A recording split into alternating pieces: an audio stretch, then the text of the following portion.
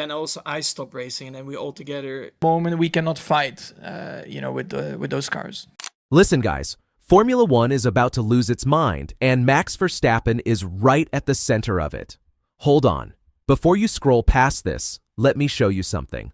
The four-time champion who spent his entire career loyal to one team is suddenly being linked to a shocking move that could blow up the entire driver market.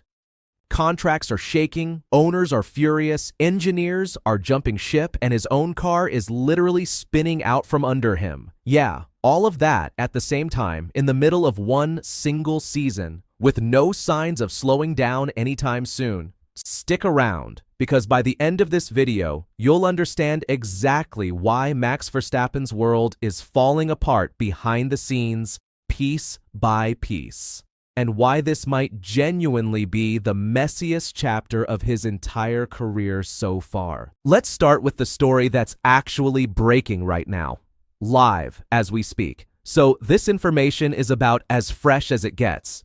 Multiple reports are claiming Max is in the final stages of negotiations with McLaren, and honestly, the timing lines up perfectly. See, Oscar Piastri has reportedly been unhappy at McLaren ever since he was ordered to let Lando Norris pass at Monza last year, and that frustration apparently never really went away, even months later, and even after multiple attempts to smooth things over internally. So here's the theory going around the paddock. Max moves into McLaren, and Piastri swaps places with him at Red Bull.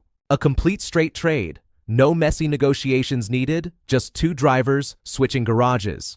McLaren boss Zak Brown has denied it publicly, and Piastri himself says he's gotten multiple reassurances that the team is happy with him. But when this many outlets are reporting the exact same rumor within days of each other, from completely different countries and completely different sources, that usually means something real is happening behind closed doors. Here's where it gets even more interesting, because Max actually has a legal way out of Red Bull sitting right in his contract, and it's been there for years without anyone really talking about it publicly. Back in 2022, he negotiated a clause that lets him leave if he's not in the top 2 of the championship by the summer break. And right now, he's sitting 7th over 100 points behind championship leader Kimi Antonelli, which is a genuinely massive gap this early in the year. So that clause is basically guaranteed to activate, whether Red Bull likes it or not, and there's really nothing they can do to stop that mathematically. But here's the twist that nobody's talking about enough. Max doesn't actually have to decide right away once it activates. Reports say he has all the way until October to make his final call. So for 3 straight months, he can just sit back, let Red Bull sweat it out, quietly explore his options elsewhere,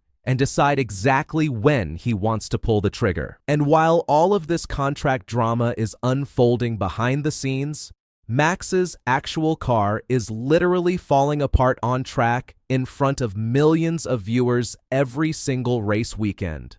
Both Red Bull and Ferrari have been running these rotating Macarena rear wings that flip almost 200 degrees to cut drag on the straights and gain extra speed down the long stretches.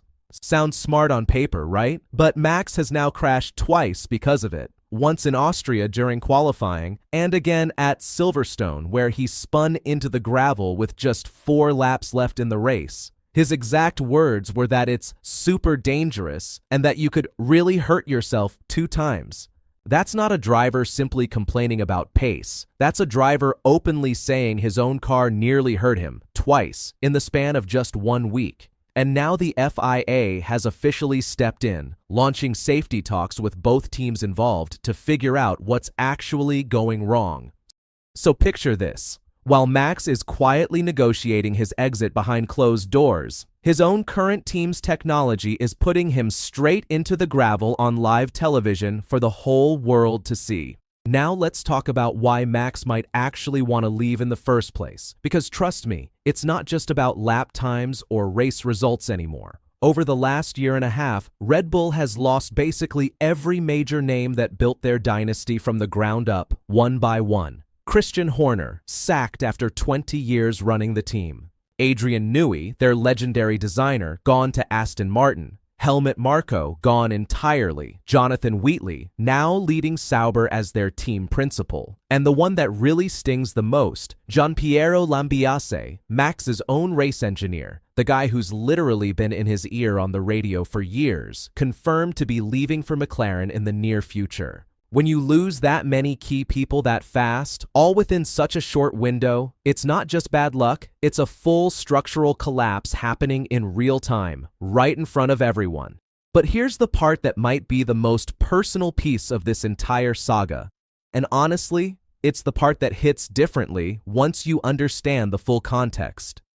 Red Bull's actual owners, Mark Mateschitz and Chalerm Uvidja, reportedly flew in for a private crisis meeting with Max, and they even offered to buy out his exit clause completely, no strings attached, just to remove the uncertainty. Max said no, and according to reports, that refusal genuinely upset them. They reportedly see it as a lack of loyalty after everything the team has given him over the years, financially and otherwise.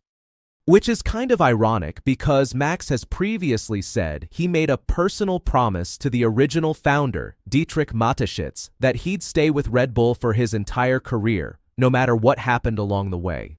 So now you've got this emotional tug-of-war playing out, a promise made to a man who's no longer even here, colliding head-on with a business relationship that's clearly starting to crack under real pressure.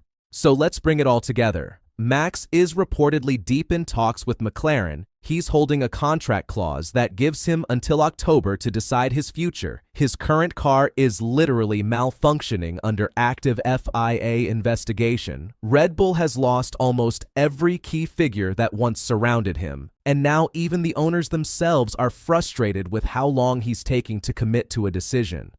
Honestly, my take is this isn't really about performance at all. It's about trust. And once trust starts cracking like this in Formula One, it rarely ever goes back to how it used to be, no matter how much history is involved. But here's the question I'll leave you with. If Max really does walk away from Red Bull after everything they built together over more than a decade, does that make him disloyal or does it just make him smart? Drop your thoughts below.